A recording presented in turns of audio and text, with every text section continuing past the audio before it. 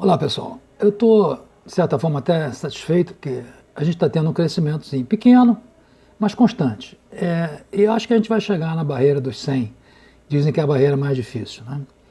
Hoje, o tema que eu vou tratar, eu já tratei aqui no canal. Foi talvez não, foi com certeza o primeiro vídeo que eu fiz nessa fase em que eu resolvi produzir vídeos.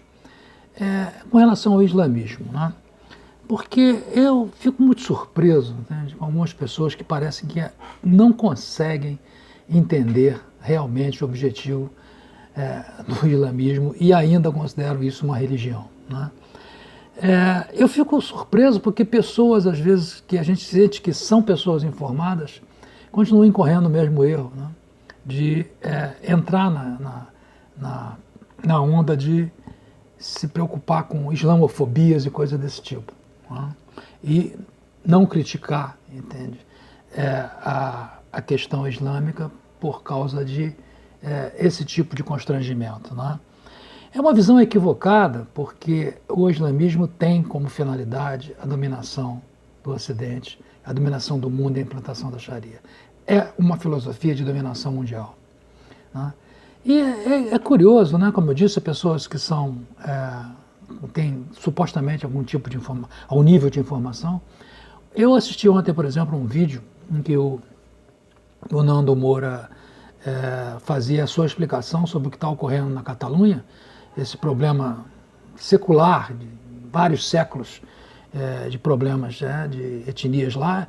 E ele, ao tentar explicar, dar a sua explicação sobre isso, não vou nem entrar no mérito da explicação dele, ele incorreu, né, em uma falha muito comum, é comparar, assumir que a questão da dominação islâmica, né, na Península Ibérica pode ser comparada com os dias de hoje, ou pode servir de modelo para comparação.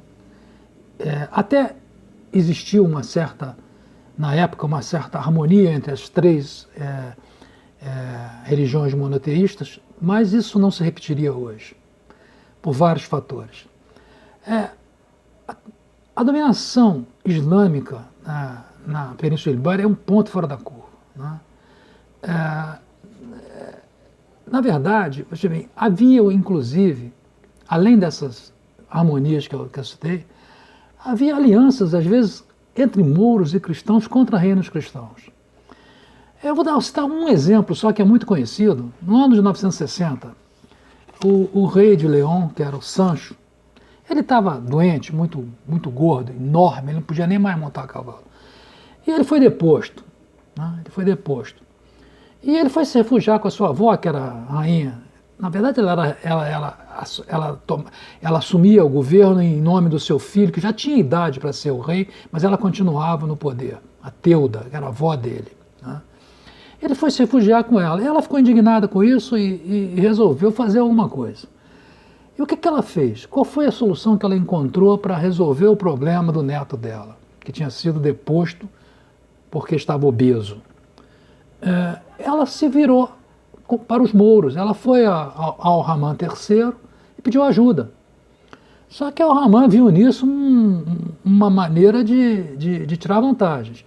Ela disse, não, eu dou ajuda sim, eu tenho um médico. Ele tinha realmente um médico muito famoso, um judeu famoso, um médico na corte lá em Córdoba, que se propôs a tratar a obesidade do Sancho com ervas, etc., e conseguiu, né? Mas em troca ele queria umas 10 fortificações que fossem passadas para ele, e o Sancho pediu que ele ajudasse a ele retomar o poder em León. E assim foi feito. Houve uma aliança entre o Ramã III, a rainha de Navarra, que era a avó de Sancho, de León, e o próprio Sancho. Então, veja bem, uma aliança entre os mouros com os cristãos para colocar no poder novamente um rei cristão deposto. Então, veja bem, a situação na Córdoba, durante a dominação islâmica, não pode de maneira nenhuma servir de comparação para a situação de hoje, no conflito islâmico-ocidente, né? Não há como comparar essas coisas, né? a situação era completamente distinta e a gente não deve usar isso como modelo para soluções de hoje.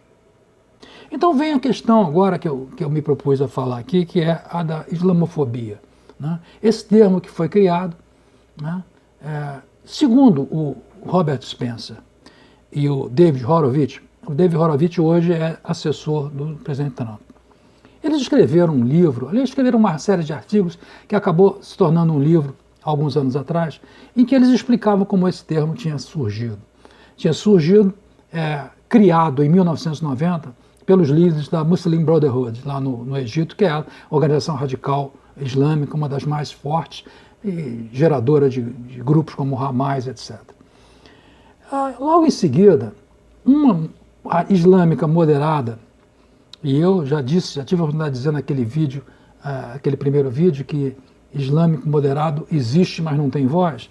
Uma islâmica moderada se insurgiu contra essa interpretação e fez um longo artigo, nos idos de 2012, me parece, contestando isso, dizendo que esse termo já apareceu em 1916, apareceu em 1970 na França também, e não teria sido uma criação islâmica para constranger as críticas ao islamismo, né? E ela faz um longo artigo, né? Essa senhora, eu tenho aqui o nome dela, esse artigo está na minha tela. Ela é presidente e fundadora da The American Muslim, o TAM.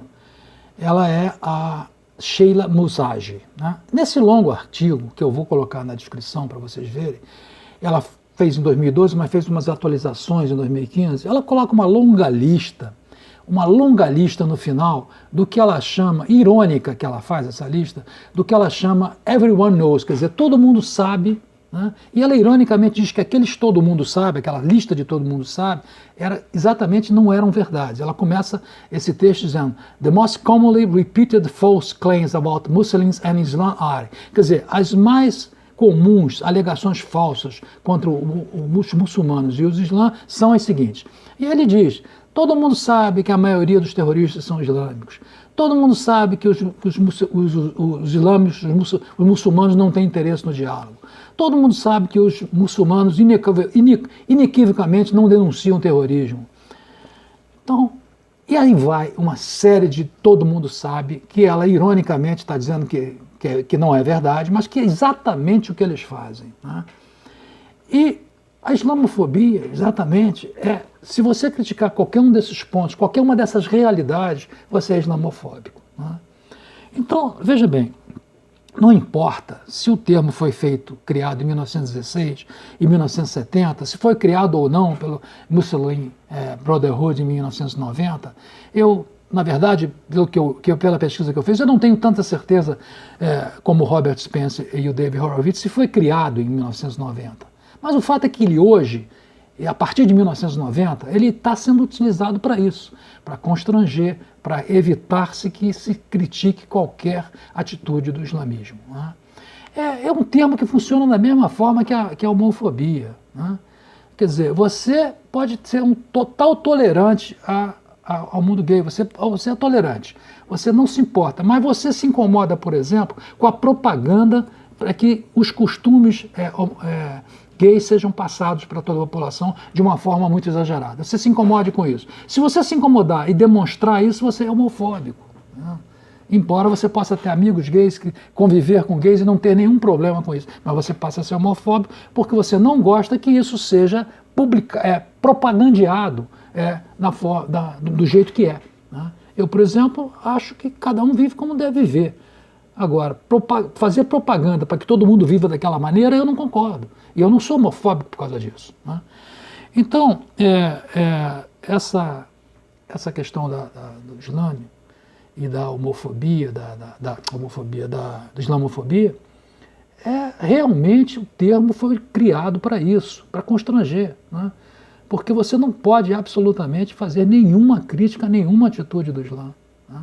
Porque a própria ONU, porque existem a organização dos países islâmicos dentro da ONU, que orientam as votações para impedir qualquer sanções a qualquer coisa que seja islâmica. Tá?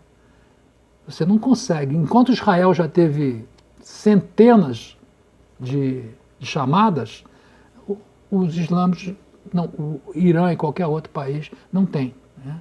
Por quê? Porque eles comandam a votação para isso. Eles são um bloco de 56 países. Né? Então, a gente precisa abrir o olho. Tá? Parar com a politicamente correto e esquecer esse negócio de islamofobia. Tem que criticar, sim, essas atitudes do Islã. Tá? E se nós não criticarmos, nós vamos sucumbir. Tá? Se nós não abrirmos os olhos, nós vamos sucumbir. Tá? Eu fiz questão de fazer essa adendo aqui a um vídeo que eu já tinha feito, porque eu tenho notado que as pessoas estão muito iludidas. Né? Agora, eu vou aproveitar esse vídeo, esse tema, para um outro tema que tem uma certa relação. Né? Toda vez que há um acontecimento como o que aconteceu nos Estados Unidos alguns dias atrás, no estado de Nevada, a gente revisita a questão do terrorismo. Embora pareça que nesse caso era mesmo um maluco que não tem nada a ver com terrorismo nenhum. Mas vamos ver esse negócio, vamos observar a questão da primeira emenda em que os lobbies de arma americano se baseia para manter esse status quo, não mudar nada na legislação. E o estado de Nevada é um dos estados mais frouxos com relação a essa questão de armas. Quando essa emenda foi feita em 1700, lá vai pedada, em 1792, eu acho, as milícias, isso foi feito para permitir milícias, porque não havia um exército organizado, regular, né? Mas eram mosquetões que davam um tiro só. Hoje uma arma automática ou semiautomática, com um só toque de uma pessoa, pode ceifar a vida de 50, 60 pessoas numa fração de segundo. Então eu acho que está na hora do americano rever a sua legislação, a sua Constituição, para fazer um maior controle de armas automáticas. Né? O americano não é como o brasileiro que muda a Constituição quando dá uma chuva forte. Né? Mas está na hora, porque isso virou uma epidemia. Né? E, veja bem, o cara conseguiu entrar num hotel com aquela quantidade que todos nós estamos sabendo de arma. Né? Então, acho que está na hora do americano pensar bem e deixar essa questão essa rigidez na mudança da Constituição e fazer um controle de arma lá. Né? Sem tirar das pessoas a liberdade e a licença para portar arma. Mas as armas automáticas precisam ser armas de ataque como essas, precisam ter um certo tipo de controle. Não é cabível isso. Né? Então era isso que eu queria fazer nesse vídeo. Espero que tenham gostado. E, se gostaram, dê o joinha. Se não gostarem, dê o não joinha. E não esqueça de assinar o canal, porque a gente está precisando de crescer. Estamos no rumo dos 100 inscritos, né? Bem pequenininhos ainda. Muito obrigado.